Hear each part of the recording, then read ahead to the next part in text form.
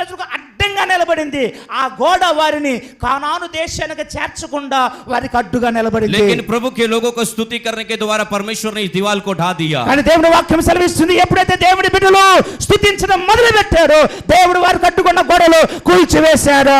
आज भी अगर आपके जीवन में एक कोई भी प्रकार की दीवार क्यों ना हो, कितना भी बंधन क्यों ना हो, प्रभु की स्तुति करे. आज के बाद में आपकी हर एक दीवारों को परमेश्वर ढा देगा. నిజమే, రాత్రి మీ యొక్క జీవితంలో కూడా మిమ్మల్ని ఎదగలేకుండా, మిమ్మల్ని ఆశీర్వదించబడకుండా, దేవుని రాకుండా, ఒకవేళ మీకు కూడా ఒక గోడ లాంటిది ఏదైనా సమస్య ఉంటే మీరు నిత్యముగా దేవుని సన్నిధిలో ప్రార్థన చేస్తే, స్తుతిస్తే, యేసు నామములో ఆయన మీకు ఎదురుగా ఉన్న గోడను కూల్చివేస్తాడు.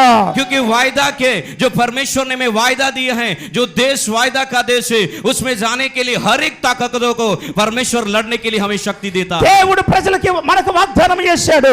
వాగ్దానం చేయమన్నావో వాగ్దానపు దేశములో నీవు నేను చేర్చడానికి